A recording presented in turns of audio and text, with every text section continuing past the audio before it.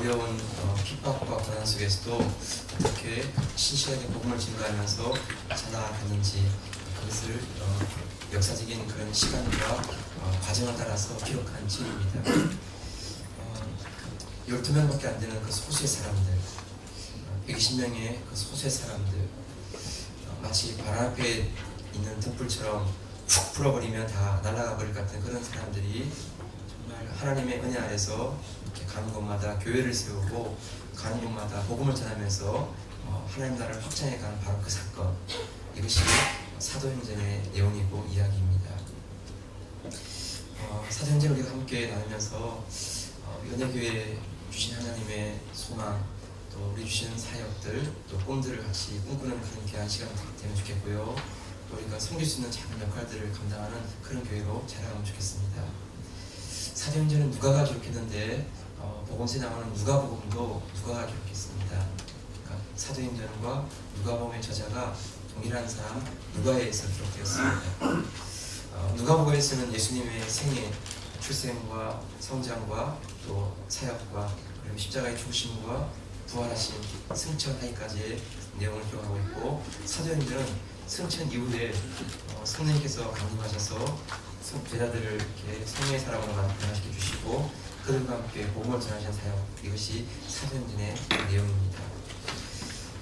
성령님과 동행하며 사는 삶, 하나님 나라를 위해서 쓰임받는 삶, 이것이 사도행전의 이야기입니다.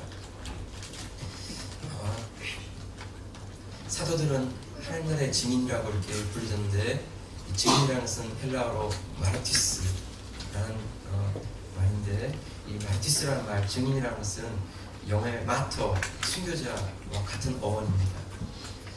초대교회에서 예수님을 증거한다는 것은 곧 죽음을 각오하는 것입니다. 매를 맞고 감옥에 들어가고 사람에게 멸시와 조롱을 받는, 그래서 예수 그리스도의 증인이라 하는 사실은 곧 죽기를 각오한 순교자이다 하는 것과 일치하는 말이었습니다. 그 두렵고 그 위협 앞에서 그들은 신실하게 그리스도의 증인으로 살았고 복음을 증거하는 사람들로 살아갔습니다. 어떻게 이런 삶을 살 수 있었는지, 어떻게 무서운 위협과 핍박 속에서도 교회가 성장할 수 있었는지, 우리가 그것을 사도행전을 통해서 함께 나누면서 그 은혜를 우리가 감직하기 바랍니다. 먼저 오늘 1절 2절 말씀을 같이 한번 보겠습니다. 1절 2절 말씀 시작. 데오빌로여, 내가 먼저 쓴 글에는 너를 예수의 행하시며 가르치시기를 시작하신부터 그의 택하신 사도들에게 성령으로 명하시고 승천하신 날까지의 일을 기록하였노라.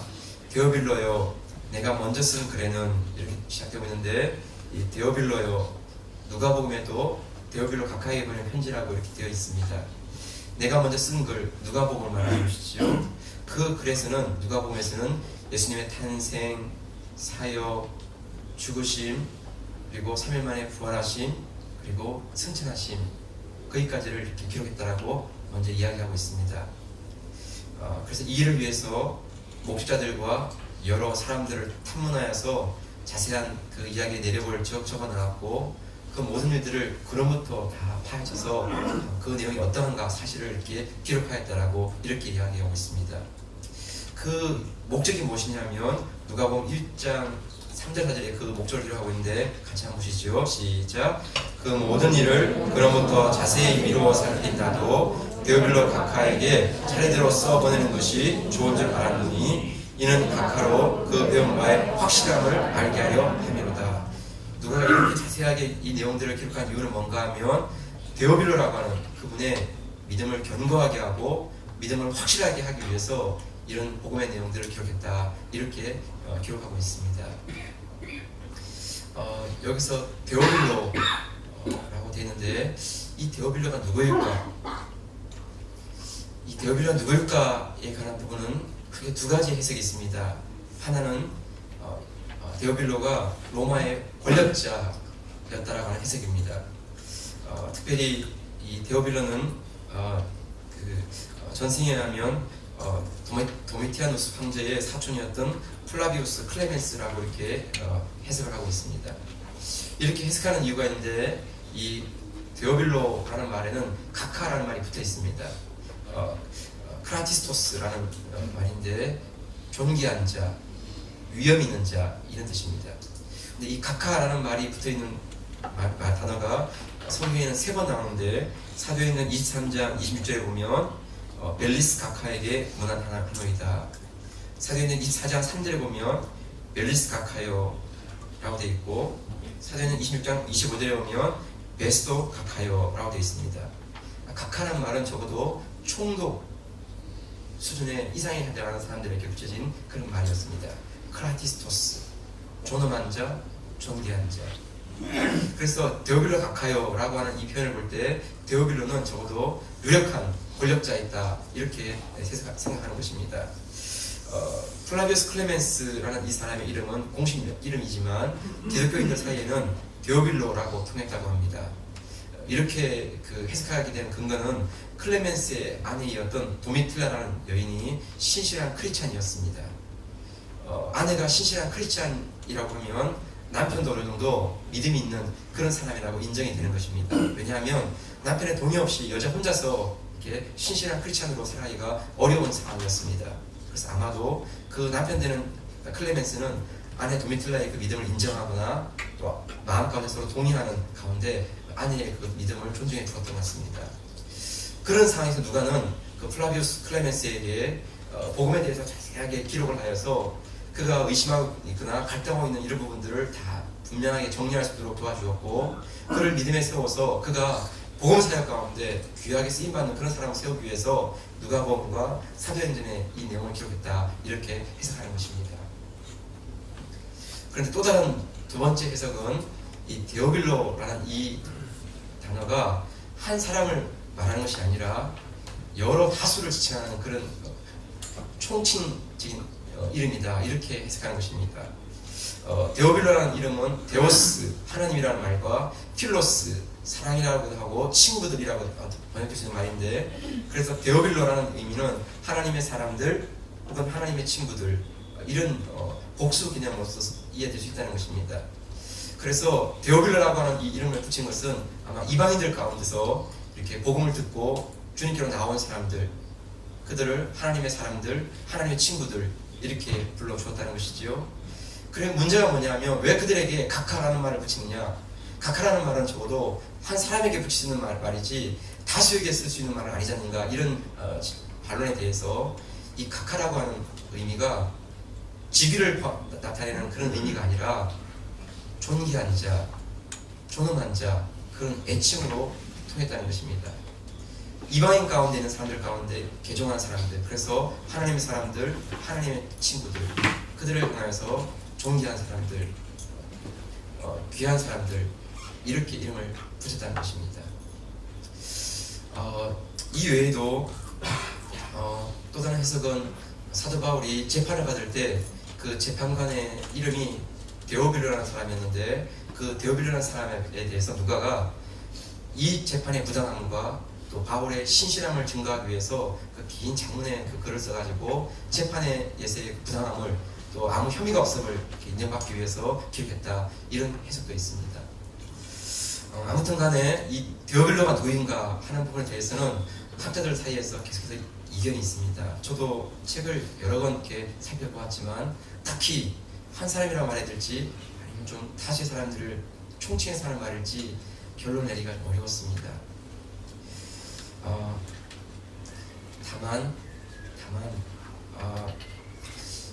누가복음 24장, 사도행전 28장 모두 52장의 긴 편지 신약의 4분의 1을 넘는 그런 긴 내용 그걸 쓴 누가가 결코 이런 편지를 쓸 수 있고 이런 복음서를 쓸 수 있는 그것은 결코 단순한 그런 마음 그냥 쉬운 마음에서 나온 게 아니라 정말 그 복음에 대한 깊은 이해 복음에 대한 깊은 사랑 그리고 예수 그리스도의 복음에 대한 그 존귀함 그것을 전하기 위한 열정 가운데 이런 긴 글을 쓸 수 있는 그런 사람이 되었다는 것입니다.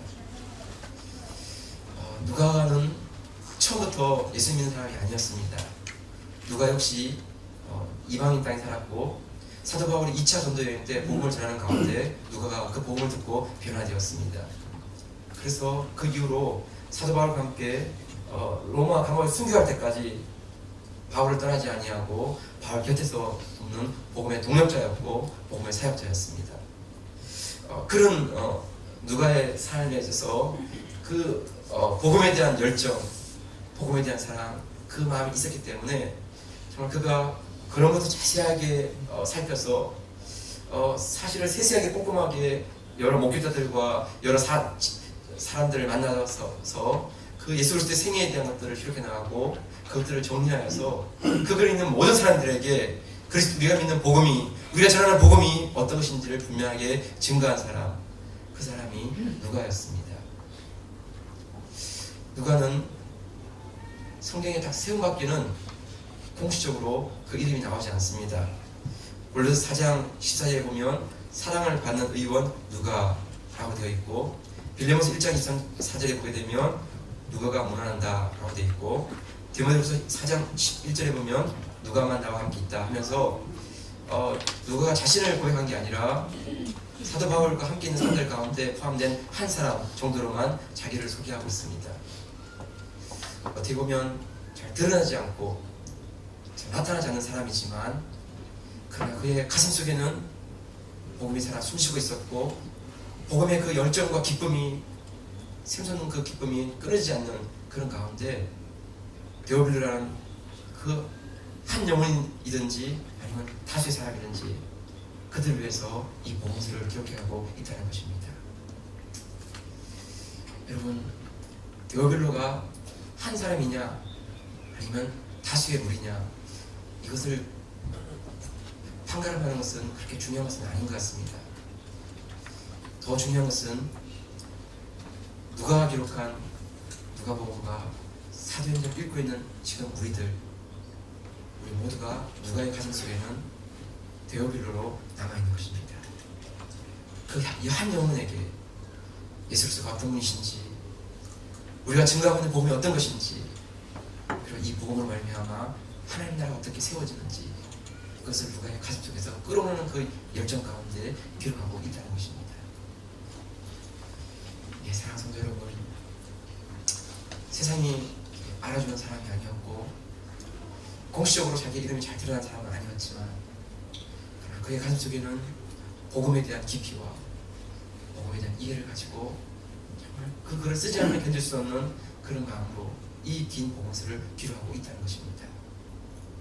바로 이 사람이 누가였고, 바로 이 사람이 쓴 글이 오늘 우리들에게 동일한 그런 마음을 증거해주고 있습니다.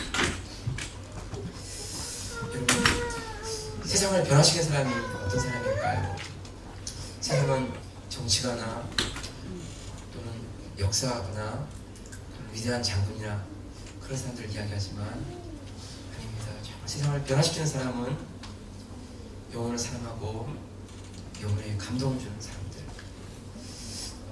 그리스도의 복음으로 말미암아 그의 인생이 바뀔 수 있도록 도와주는 사람들, 그들이 세상을 변화시키는 사람들입니다.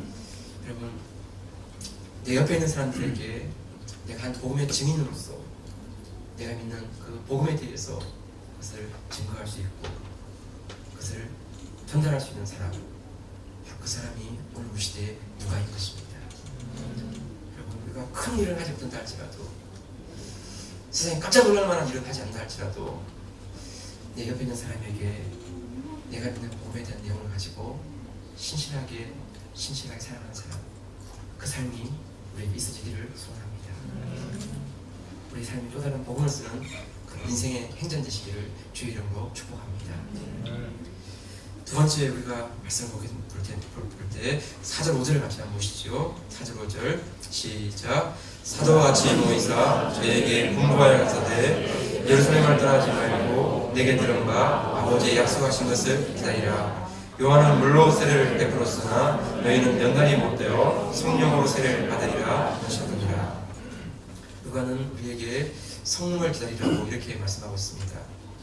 누가복음 끝부분에서도 동일한 말씀으로 우리가 성령, 약속하신 성령을 기다리라고 이렇게 말씀해 주었고, 오늘 사도행전을 보게 되면 아버지 약속하신 것을 기다리라 5절에는 너희가 몇 날이 못되어 성령으로 세례를 받으리라 이렇게 말씀해 주었습니다. 여러분, 우리가 예수 그리스도를 믿고 이제 복음을 위해서 살아가는 삶을 살 때 가장 필요한 것은 성령님과 함께하는 삶을 사는 것입니다. 왜냐하면 우리의 힘과 능력과 지혜로만 살기에는 우리는 너무나 쉽게 쓰러집니다. 우리의 의지가 얼마나 약한지 하루에 몇 번씩이나 왔다 갔다 합니다. 우리의 감정이 얼마나 연약한지 하루에 수십 번씩 오르락내리기를 반복합니다. 정말 우리가 하나님의 사람으로, 복음의 사람으로 살아갈 때 필요한 것은 성령입니다. 성령께서 우리를 붙잡아 주시고 우리를 감동시켜 주시고 우리를 이끌어 주시지 않으면 우리가 누구도 우리 힘으로는 그 복음에 붙들린 삶을 살 수가 없는 것입니다. 마음은 원이지만 우리의 몸과 마음이 따라주지를 않는 것입니다. 내 마음을 나도 모릅니다. 이게 진심입니다. 과거에 어떤 신앙의 경력과 믿음의 연조가 있다 할지라도 그것은 아무것도 아닙니다. 성령과 함께하지 않고 성령께서 붙잡아주지 않으면 우리의 마음을 컨트롤할 수가 없습니다. 우리의 감정이 수십 번에 바뀌는 것입니다. 그래서 성령 충만하고 은혜 충만하고 계속 충만한 가운데 우리를 성령께 붙들리지 않으면 우리가 온전한 사람으로 설 수가 없는 것입니다. 여러분, 죄와 싸울 이길 능력, 내가 사랑할 수 있는 능력, 사람을 용서할 수 있는 능력, 내가 넘어졌다 다시 일어날 수 있는 능력, 이게 내 힘으로 되는 것이 아닙니다. 성령께서 우리를 만져주시고 우리를 충만하게 감싸주시지 않으면 우리는 이런 능력을, 이런 삶을 살아갈 수가 없는 것입니다. 여러분, 제가 손양원 목사님에 대한 말씀을 드렸죠. 1948년 여수 순천 반란 사건 때 두 아들 동인 동신 두 아들이 공산자들에 의해서 무참하게 살해되었습니다. 매를 맞고 나중에는 총을 맞아서 쓰러졌습니다. 아침에 학교에 간 두 아들이 저녁에는 싸늘한 시체가 되어 들어왔을 때 그 두 아들 시체를 맞이하는 그 부모들의 마음이 어땠겠습니까? 사모님은 그 두 아들 시체를 보고는 기절하여 쓰러졌습니다. 목사님 사랑하는 그 두 아들을 보시고는 너무나 마음이 참담하시니까 그 두 아들의 관에 얼굴을 대시고 그 관에 볼을 비비시면서 눈물을 흘리셨습니다. 고생과 수고가 다 지난 후 광명한 천국에 편해질 때 이렇게 부르시면서 숨죽이시면서 눈물을 흘리셨습니다. 여러분, 그때 그 여수 애양교회에서는 이인재 목사님께서 오셔서 부흥집회를 하시고 있는 바로 그 상황이었습니다. 그 부흥의 집회 중간에 그런 일이 일어나게 되니까 분위기가 갑자기 다 다운되는 것입니다. 목사님도 사모님도 교인들도 이렇게 가라앉는 것입니다. 그때 이인재 목사님과 손양 목사님 동교동창이셨던 목사님께서 이렇게 말씀했습니다. 손 목사, 정신 차리시오. 우리는 과거 감옥에서 순교하기로 원했지만 하나님께서 우리의 순교를 받아주지 않았소. 그런데 오늘 이 젊고 아름다운 두 아들을 순교의 제물로 바친 것이 그리도 아깝소. 더 좋은 천국에 갔을 텐데 오히려 그것이 더 기쁜 일이 아니오. 힘내시오. 그래서 그 목사님 어깨를 툭 쳐줬습니다. 그때 손양 목사님의 마음 가운데 정말 놀라운 변화가 일어났습니다. 마음속에 한 줄기 발달빛이 임하는 것을 느꼈다고 기록하고 있습니다. 그리고 영광스럽게 떠오른 감사의 마음이 어둡게만 했던 그 목사님의 마음을 환하게 밝혀주셨습니다. 두 아들 이런 슬픔이 아니라 그 마음 가운데 무엇으로 세워날 수 없는 하늘의 그 기쁨과 찬송이 물려나오게 되었습니다. 그래서 곧 그 자리에서 종이에다가 감사 기도문을 쓰게 되었습니다. 여러분, 내 어찌 긴 말의 답사를 드리리요. 내가 아들들의 순교를 접하고 느낀 몇 가지 감사의 조건을 이야기함으로써 답사를 대신할까 합니다. 나 같은 죄인의 혈통에서 순교의 자식이 나오게 하시니 감사합니다. 허다한 성도 중에 이런 고배들을 맡겨주시니 감사합니다. 삼남 삼녀 중에서 가장 아름다운 두 아들 장자와 차자를 하나님 드릴 수 있으니 감사합니다. 하나님을 숨겨도 귀한 일인데 두 아들을 숨겨하게 되었으니 더 감사합니다.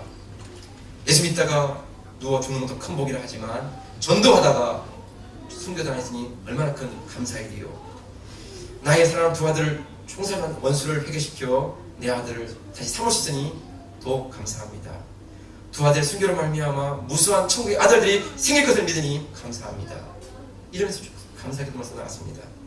그리고 마지막으로는 나에게 분수에 넘치는 과분한 복을 내려주신 하나님께 모든 영광을 돌립니다.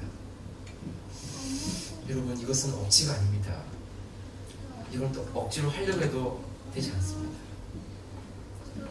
성령님께서 그 마음을 만져주시고 무너진 그 무릎을 다시 일으켜주시고 여러분, 낙심하고 절망한 그 가운데 소망을 다시 확 비춰주실 때 그 영혼이 힘을 얻게 되는 것입니다.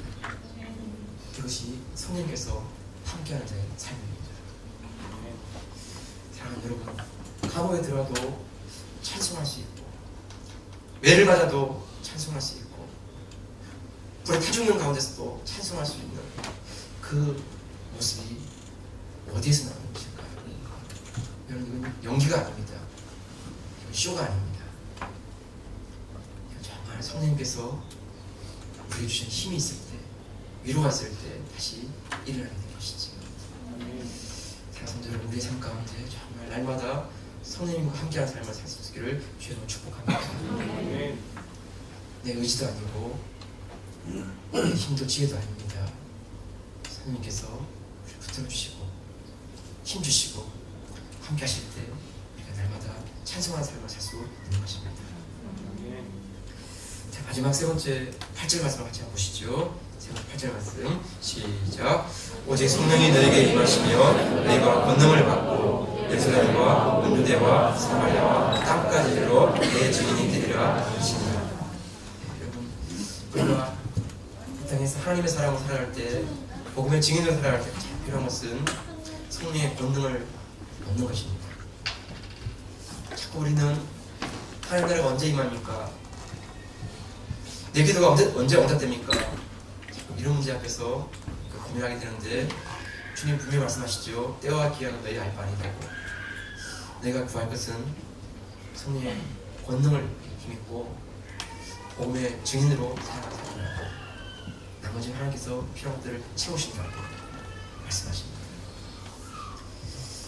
여러분, 참 우리의 눈앞에 있는 그 문제와 하나님의 말씀하신 것과 언제나 이렇게 거리감이 있죠. 우리 항상 눈앞에 있는 것부터 우선입니다. 합격하는 거, 대학이 되는 거, 진로가 열리는 거. 하나님께서 우리가 원하시는 것은 오직 성령이 너에게 임하시면 너희가 권능을 받고, 정말 우리에게 하나님께서 원하시는 것은 우리가 성령의 권능을 날마다 힘입는 것입니다. 이 권능이라는 것은 권세라는 말과 능력이라는 말이 같이 합쳐진 말입니다. 권세라는 것은 authority인데 권위죠, 권위. 자기의 권위가 아니고 위로부터 임하는 권위입니다. 가령 경찰관이 사고를 입고 차를 세우면 안 씁니다. 그렇지만 아무리 키가 작은 경찰관이 할지라도 경찰 제복을 입고 딱 차를 세우면 11톤 트럭도 그 앞에 쓰는 것입니다. 왜냐하면 그가 입고 있는 제복에 국가의 준 권위가 그에게 있는 것을 알기 때문입니다. 그래서 그의 제지에 따라서 쓰는 것이죠. 이것이 권세입니다. 능력, 파워, 이건 역시 그 사람에 나오는 것이 아닙니다. 위로부터 임하는 능력인 것이죠. 그의 지혜와 경험과 배경이 아니고 위로부터 내려주시는 능력, 그것이 함께하는 것입니다. 그래서 성령의 임재 가운데 있고 성령이 함께 하시는 것들을 증가하는 그런 모습이 있고 그런 가운데 그 권세가 드러나는 것이지. 여러분, 우리의 소원은 기도 응답인 것입니다.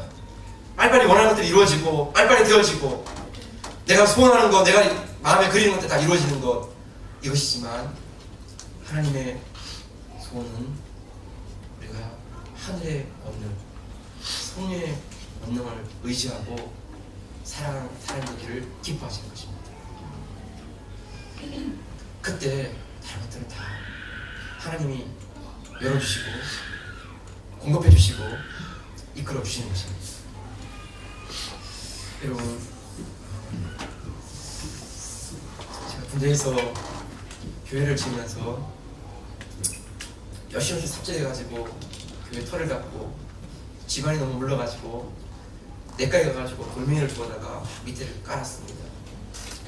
군종 형제 50명하고 그 일을 하였지만 하루 2대분을 채우기가 만만치 않았습니다. 왜냐하면 돌을 이렇게 해서 서로 이렇게 붙잡고 옮기다가 차로 옮기고 또 차를 트럭을 이렇게 왔을 때 이렇게 다시 그 바닥에 깔고 하루에 2대분 하니까 정말 이렇게 지체가 좀 떨어졌습니다. 그래도 그거를 꼭 해야 되니까 그 일을 한 것이지요. 그런데 연장님이 지나가시다 그 모습을 보시고는 그 다음날 저를 불러서 갔더니 목사님 내과에서 뭐 하시는 겁니까? 해서 교회를 짓는데 땅이 너무 물러가지고 돌멩이를 좀 옮겼습니다. 그러니까 연장님 웃으시면서 목사님 혹시 그런 일 있으면 저한테 말씀하세요. 그리고 혹시 제가 없으면 분수과장한테 얘기하라고. 연대에 포크레인 있는데 목사님 필요하신 분 쓰세요. 그래서 말씀드렸습니다. 포크레인이 왔습니다. 10분 만에 차 바가지 걷다 팍 부으니까 차 2대분 됐습니다. 그래서 다시 부었습니다. 그때 느낀 게 뭔가 하면 참 내가 미련하게 살았구나. 내가 열심히 한다는 것만 있었지 내가 지혜가 없었구나. 그들을 깨달았습니다. 그래서 언제나 일을 할 때 내 능력 안에서만 하려고 하지 않고 나보다 더 도우시는 분, 나보다 더 잘하시는 분, 그분에게 내가 상의할 수 있는 그런 마음을 가졌습니다. 그냥 말씀드려보는 것이지요. 도움을 청해보는 것이지요.